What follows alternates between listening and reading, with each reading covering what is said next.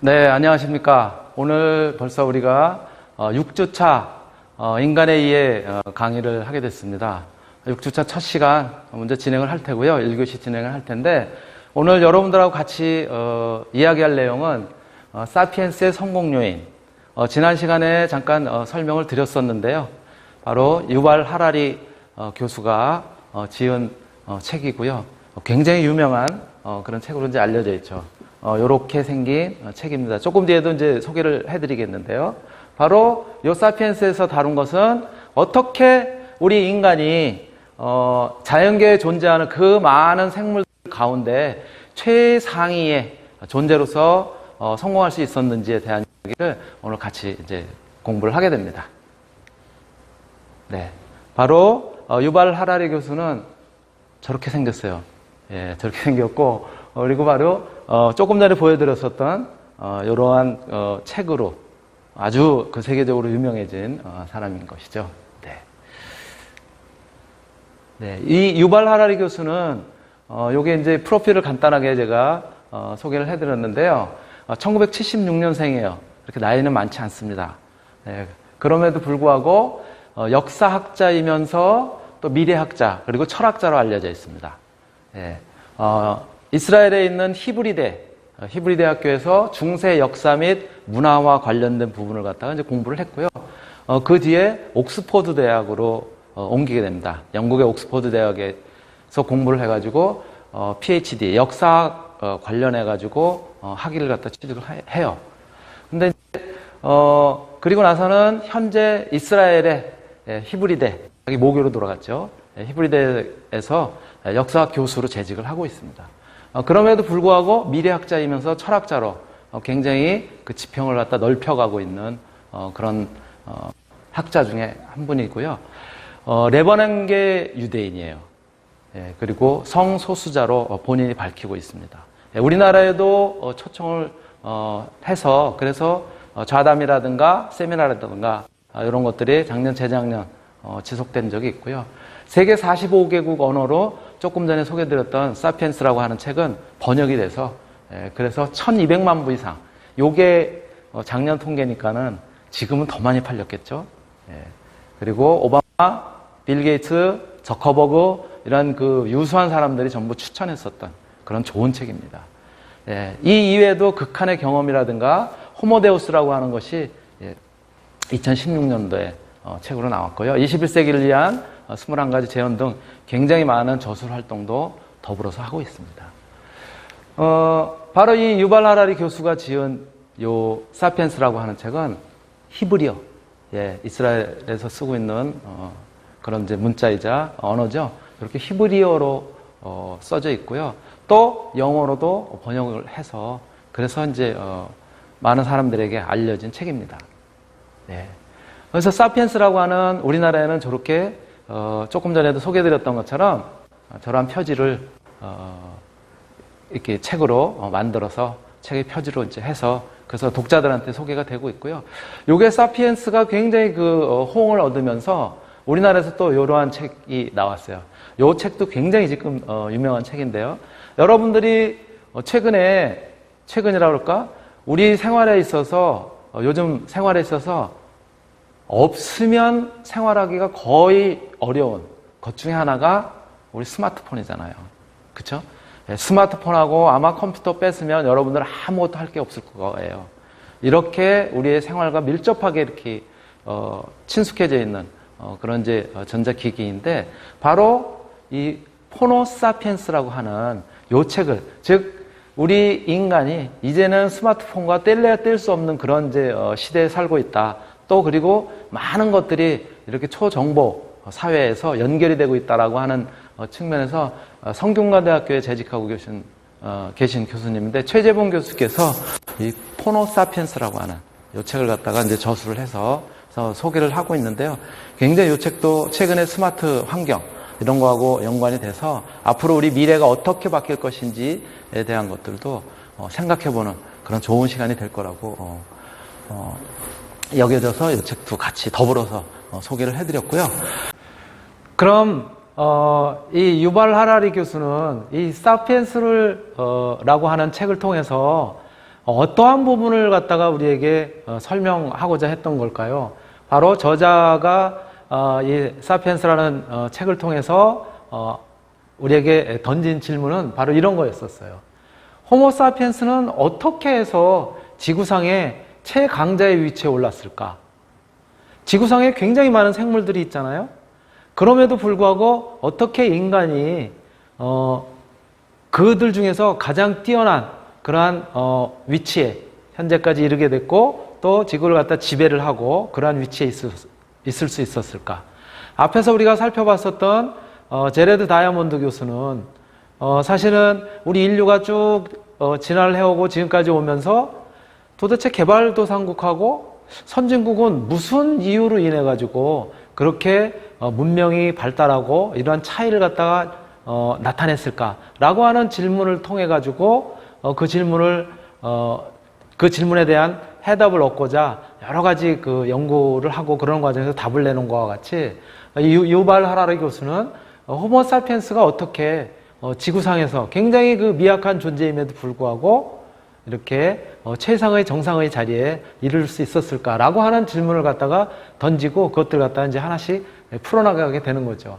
즉 생태계에서 지금 최정상의 위치를 갖다 차지하고 있는데 예를 들자면은 우리 그 먹이사슬 관점에서 본다면은 사실은 뭐 쥐라든가 혹은 물론 이제 우리가 1차 그 생산자인 식물이라든가 이런 것들을 갖다가 이제 먹이로 취하고 있지만은 굉장히 그 포유류 혹은 동물이라고 포유류뿐만이 아니라 동물이라고 하더라도 굉장히 그 먹이사슬 중에서 낮은 위치에 있는 뭐 이를테면 쥐뿐만이 아니라 뭐 토끼라든가 이런 낮은 위치에 있는 것보다는 사실 사람이 조금 더 높은 위치에 있단 말이에요. 거의 비슷한 위치로는 뭐 이를테면 양이라든가 혹은 뭐 늑대라든가 또는 이제 그 올빼미라든가 이런 위치들에 이제 대략 있게 되는데요. 사실 사람보다는 더 상위의 위치에 있는 뭐 이를테면 자칼이라든가 사자라든가 또는 뭐 코끼리, 호랑이와 같은 더 먹이사슬에서는 최상위 포식자로 존재하는 그런 동물도 있는데 반해서 어떻게 사람이 이 생태계에 있어서 지구상에서 최정상의 위치에 있게 됐는지에 대해서 이제 어떤 논리를 갖다 펴고 그리고 그러한 것들을 갖다 이제 객관적으로 이렇게 이제 뒷받침을 하게 되는 것이죠. 우리 호모 사피엔스가 존재를 했었던 우리가 인류의 탄생부터 지금에 이르기까지 쭉 같이 앞에서도 살펴봤는데요. 동시대에 존재하고 있었던 여러 호모 존재들이 있었어요. 즉 유인원들이죠. 여러분들이 배웠었던 것처럼 호모 루돌펜시스, 또 호모 에렉투스, 그리고 호모 네안데르탈렌시스라고 하는 존재들도 우리 호모 사피엔스하고 같이 존재를 했었어요. 그럼에도 불구하고 호모 사피엔스가 전부 이 존재로부터 더 뛰어난 그러한 이제 역량을 발휘해서 지금의 최상의 존재로서 지금 이제 있는 거 아니겠어요? 그래서 동시대에 존재하던 여러 호모들과 경쟁을 통해 가지고 이길 수 있었다라고 이제 이야기를 할 수가 있는데요. 그렇게 이기게 된 요인은 무엇일까라고 하는 것들을 하나씩 풀어나가고 있습니다. 네, 굉장히 보잘것없는 동물이었다는 거죠. 우리 사람의 존재도 즉 굉장히 그 먹고 살기에 바쁜 그런 존재였었는데 어느 날 갑자기 저기에 사람 머리 안에 전구가 탁 들어오잖아요. 불이 번쩍하고 인지혁명이 있었다는 거예요. 그러면서 그 인지혁명을 발판으로 해가지고 언어를 갖다가 쓰게 되고 그리고 도구를 갖다 활용을 하고 근데 언어 쓰고 언어까지는 모르겠지만 도구라든가 이런 것들은 동시대에 있었던 호모 에렉투스라든가 네안데르탈렌시스라든가 다 도구라든가 사용을 하고 있었거든요. 예. 그런데 이 인지혁명을 통해서 이 언어가 이제 그 개발이 되고 만들어지고 그리고 이제 농업혁명을 갖다 이제 하게 됩니다. 사실 우리가 알고 있기로도 네안데르탈인 같은 경우는 이제 정착을 해서 농경 생활을 한 그런 그 흔적들이 별로 없어요. 그런데 호모 사피엔스의 경우에는 농경 생활을 하면서 그러면서 이제 문자까지 또 발명을 하게 되고 그리고 이런 것들이 조금 더 이제 농업혁명을 하게 되면 인구가 막 늘어나잖아요. 농경 생활을 하면 그러는 과정에서 이제 사람들이 늘어나고 그 늘어난 집단을 갖다 통제하기 위해서 인류를 통합하게 되는 화폐 경제라든가 제국 건설이라든가 종교가 만들어지고 또 여러 가지 성공 비결들을 갖다 이제 가져오게 된다라고 하는 부분을 설명을 하고 있고요. 그리고 마지막에는 오늘에 이르기까지 과학혁명을 통해서 이러한 모든 것들이 비약해서 발전을 하게 된다. 그래서 어떤 제국주의의 틀을 갖다 좀 더 갖추게 되고 또 자본주의를 갖다 만들고 산업화를 갖다가 이루게 되고요. 그리고 그러한 과정에서 산업혁명뿐만이 아니라 사람들의 어떤 소통이라든가 이런 것들을 위한 뭐 소위 민주혁명이라든가 이런 것들도 일어나게 되고 또 그 안에서 행복을 갖다 찾고자 하는 노력 또 더불어서 지속적인 어떤 기술 개발들이 이루어지는데 그런 것들이 이제는 이제 초인류 사회로 이제 넘치게 되면서 최종 종국에는 사피엔스도 종말을 가져오는 거 아닐까? 라고 하는 그런 이야기를 갖다 전개를 해나가요. 예. 그렇다면 이제 하나씩 한번 우리가 좀 살펴보자고요. 자, 생태계 중간자적인 입장이라고 했어요. 그죠? 아까 말씀드렸듯이. 그런 위치에 있었었는데, 먹이사슬 측면에서는 굉장히 보잘것없는 동물이었었다는 거예요. 그래서 먹고 사는 것이 가장 큰 문제였었다는 거예요. 그래서 채집을 해서 먹고, 또는 수렵, 즉 사냥을 해서 고기를 갖다 먹고, 그랬었던 존재였다는 거예요. 그랬었던 것이 이제 어느 날 갑자기 인지혁명이 일어나는 거예요. 바로 이렇게 인지혁명이 번쩍하면서 저 왼쪽에 보신 것처럼 번쩍하면서 이제 인지적인 부분에 어떤 혁명이 일어난다는 거예요. 왜 이렇게 설명을 하고 있냐면 이 유발 하라리 교수는 이제 역사학자이면서도 또 굉장히 상상력이 풍부한 학자 중에 들어가요. 그래서 자기 나름대로의 역사를 갖다 논리를 지금까지는 여러분들 앞에서도 이야기를 했었지만은 지금까지는 어떤 실증적인 고증적인 유물이라든가 이런 것들을 통해서만 이렇게 끼워 맞추기를 했었는데 이 유발 하라리 교수는 굉장히 그 독창적이고 창조적이에요. 그래서 그렇게 진전이 되는 과정을 갖다가 나름대로 자기가 유출을 하고 스토리를 만들어요. 그런데 그 스토리를 만드는 것 중에 하나가 바로 인지혁명이 있었다는 거예요. 그런데 굉장히 설득력이 있어요. 어떤 부분에서 설득력이 있냐면 우리가 똑같은 나무라고 하더라도 어떤 나무는 같은 사과나무인데도 굉장히 열매가 튼실하면서도 병충해 강한 그런 열매들을 열리는 그런 나무들도 있고요. 그렇죠? 똑같은 호랑이라고 하더라도 그 많은 호랑이 중에 어떤 호랑이는 백호, 하얗게 그렇게 돌연변이를 하는 그런 것들이 있었잖아요. 마찬가지로 사람의 경우도 그 많은 유인원 중에서 번쩍하면서 이 호모사피엔스의 경우에는 번쩍하면서 인지혁명이 어느 시기에 있었을 거라는 거예요. 그래서 굉장히 어려운 경쟁 속에서도 도태되지 않고 그 환경이라든가 이런 것들을 극복을 하면서 살 수 있는 그런 그 시기가 있었을 것이다. 그게 대략 7만 년에서 3만 년 전에 일어났을 것이라고 유추를 하고 있고요. 그와 비슷한 그런 사례들 이런 것들을 또 통해 가지고 이 객관적으로 저희가 뒷받침을 하고자 합니다. 그래서 이때 우리 사피엔스들이 사고 능력이 급성장을 하게 된다는 거예요. 그리고 이렇게 우연히 일어났었던 이런 유전적인 변이가 두뇌 속의 회로를 갖다가 확 바꾸면서 그러면서 사고 능력이 폭발적으로 늘어나게 되고요. 그러면서 일단 어떤 추측이라든가 이런 그 뇌의 활동이 굉장히 성장하게 됐다. 그래서 바로 이러한 요소를 갖다 뭐라고 표현을 했냐면 저 책에서는 지식의 나무에 돌연변이가 일어났다. 즉 나무들 아까 제가 말씀드렸던 것처럼 여러 나무가 있으면서 그 중에서 조금 더 크게 자라거나 독특하게 자라는 나무처럼 이런 지식이라는 측면의 그런 돌연변이가 사람들에게 있었다. 그러면서 단기간에 강력한 생물종으로 이제 부상하게 됐다는 거예요. 특히 불과 도구를 사용하면서 신체적인 한계를 갖다 넘어선 그런 이제 생활을 하게 되고요. 또 대규모 이제 군집 생활을 이제 하게 되는 거예요. 그러면서 조직력을 갖다 만들게 되고 또 동물을 갖다 사용을 하게 사냥을 하게 되더라도 조금 더 수렵 능력을 갖다가 극대화시키고자 하는 그런 아이디어, 그런 생각을 갖다 내게 됐다는 거예요. 그래서 그런 과정을 통해서 먹이사슬 중에서도 최상의 위치에 이르게 됐다는 거예요. 그리고 진화 속도보다도 더 빠르게 이런 그 인지적인 부분에 어떤 성장이 지속되면서 자연계의 균형을 갖다가 하나씩 제압해 나가는, 그래서 조금 더 상위로 이렇게 진화를 하게 됐다는 그런 이야기를 갖다 이제 전개를 해 나갑니다. 그러면서 이 인지혁명을 통해서 그럼 어떠한 결과를 갖다가 얻었느냐? 바로 호모사피엔스를 둘러싼 세계에 대해서 더 많은 정보를 갖다 전달을 하게 됐다는 거예요. 말로 또는 어떤 그라만 가지고 있는 생각으로 전달했다는 거예요. 예를 들어서 이런 거예요. 저기 사자가 많이 모여 있어. 근데 쟤네들 모여가지고 이렇게 무리들이 하는 행태를 보니까 저렇게 되면은 저러한 그 행동을 취했을 때는 사냥을 하거나 뭐를 하는 거야. 이런 것들을 갖다 점점 깨닫게 되는 거야. 그리고 들소가 저런 식의 행동을 할 때는 저거는 평화로운 그런 이제 행동이고 저런 식의 행동을 할 때는 움직이는 거야 라는 그러한 복잡한 행동 계획을 갖다가 이해를 하게 되고 사냥을 하기 위해서도 그런 것들을 계획을 갖다 이제 수립을 하게 됐다는 거예요.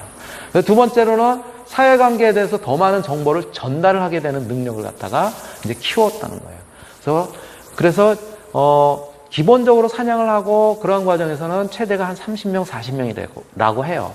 인간이 이렇게 쉽게 통제를 할 수 있는 범주가요. 그래서 강의실도 대부분 40명 정도까지를 하게 되는 거예요. 그런데 이 규모가 집단 생활을 하게 되면서 또 이 인지적인 부분을 갖다 정보를 전달하게 되면서 이제는 더 응집력이 강하게 되고 규모도 한 150명 정도까지 이르게 됐다는 거예요. 그리고 그 가운데서 이제 부족 정신이라든가 국가 그리고 또 인권 이런 것들, 즉 존재하지 않는 거 아니에요? 국가라는 게 뭐가 존재를 하겠어요? 그런데 그러한 이제 상상의 어떤 존재를 만들어내고 그런 것들을 정보를 통해 가지고 공감대를 갖다 이제 형성하게 됐다는 거예요. 그래서 대단히 많은 숫자의 낯선 사람들, 우리 부족, 우리 종족이 아닌 사람들에게까지 그러한 정보들 이런 것들을 갖다 이제 전달을 하게 되고요. 그리고 두 번째로는 사회적 행태가 그런 것들을 통해서 급속하게 확산이 된다 하는 그런 이제 논리를 갖다 이제 전개를 하게 됩니다. 자, 그래서 이제 독특한 언어를 갖다 이제 만들어내게 돼요. 저기 푸조가 저게 지금 사자 아니에요.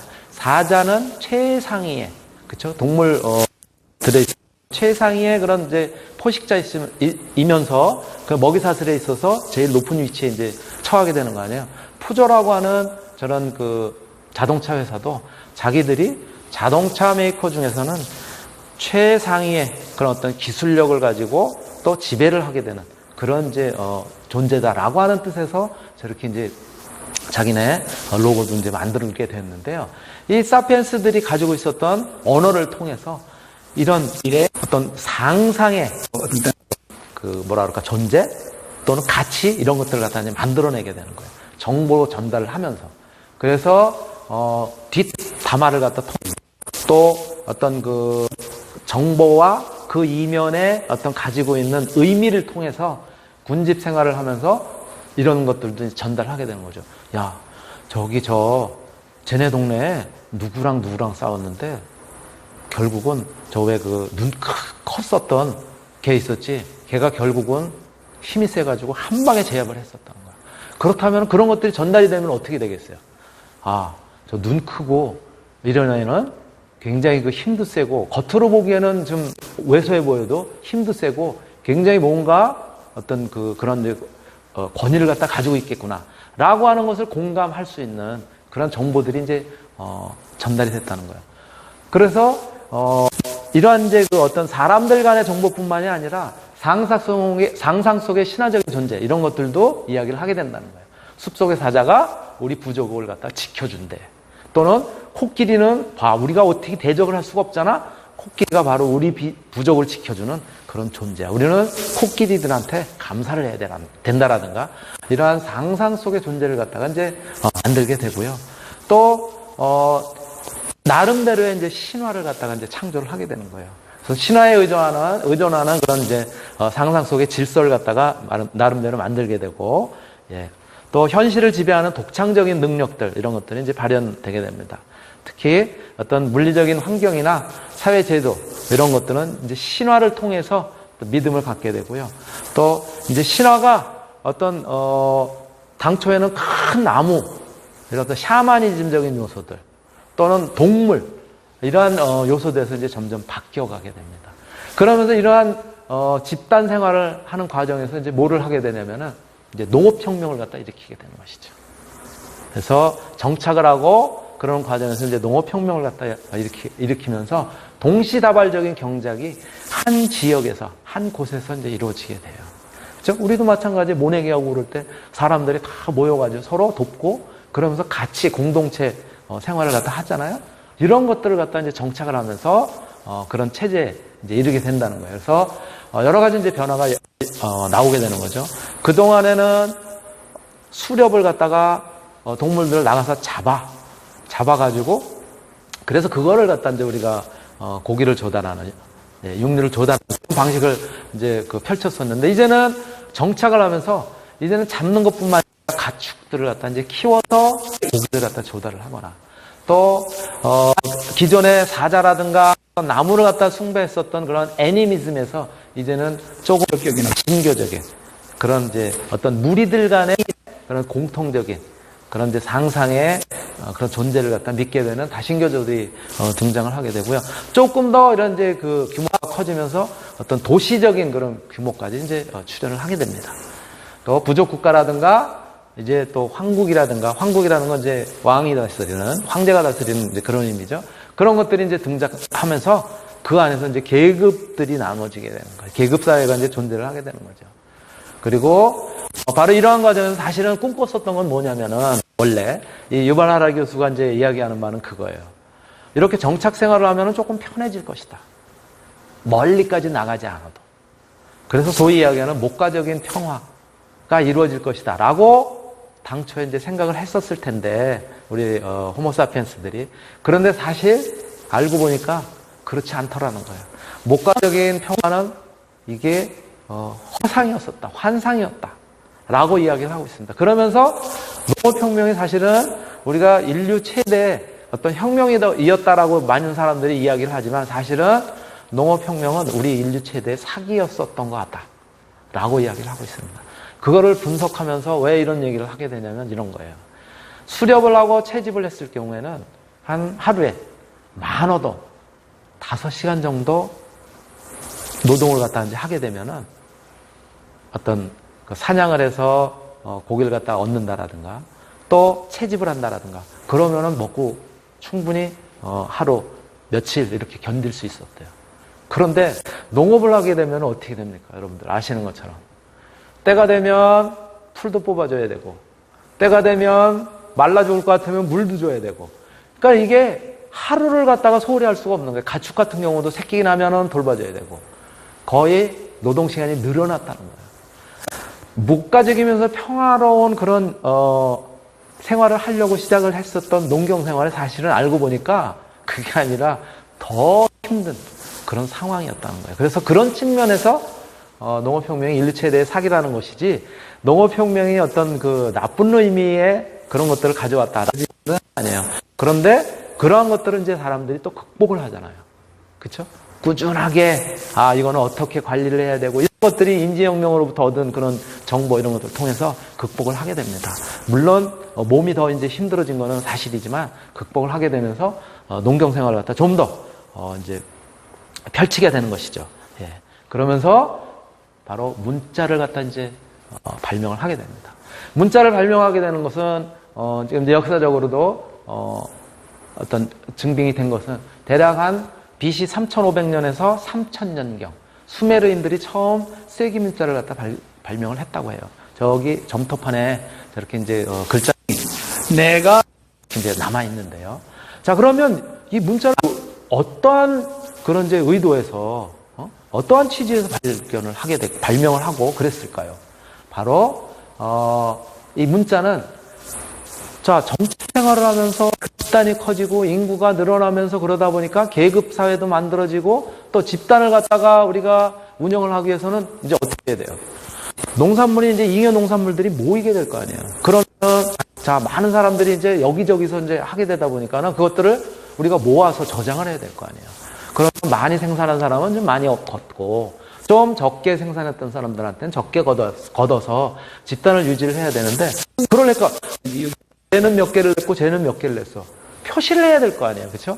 그래서 쟤는 감자를 갖다가 뭐 예를 들어서 이만큼 그러면 크게 그렸을 테고, 또는 그걸 어떤 부호로 표현을 했을 거 아니에요. 그래서 문자가 결국은 제국이 생산해낸 새로운 정보들, 숫자를 위주로 해서 기록이 시작이 됐을 거라고 보는 거예요. 또 그러한 과정에서 동물의 모양 또는 식물의 모양, 형태, 또 걔네들을 분리하는 이런 정보들, 이런 것들도 나름대로 저렇게 문자를 표현했을 거라는 거예요. 그러면서 문자들이 점점 진보를 했을 거라는 거예요. 또 이러한 문자를 통해서 이제 다른 사람들한테도 자기가 가지고 있는 그런 생각들, 정보를 갖다 전달을 할 수가 있을 텐데, 그러면서 인간의 사고방식이 이제 변화가 되는 거고요. 계속 늘어나는 정보를 이제 분류하고 또 찾아내고 이러한 과정들, 또 자유연상과 전체로적인 그런 이제 사고를 통해 가지고 어떤 칸막이를 쟤네들하고 우리하고 구분하는 이제 그러한 인식들이 이제 나타나게 됐고, 또 사고, 또 관련된 이런 것들을 갖다 결국은 얻게 되지 않았을까라고 이제 보고 있는 것이죠. 그래서 바로 이러한 부분들이 결국은 농업혁명을 갖다가 좀 더 발전시키게 되고, 그러한 과정에서 사회들이 좀 더 하고 위가 됐었다라고 하는 이제 그런 시각을 가지고 설명을 하고 있어요. 벌써 시간이 이제 이렇게 됐네요. 1교시는 여기까지 해서 이제 마치도록 하고요. 2교시는 다시 잠시 후에 시작하도록 하겠습니다. 네, 수고하셨습니다.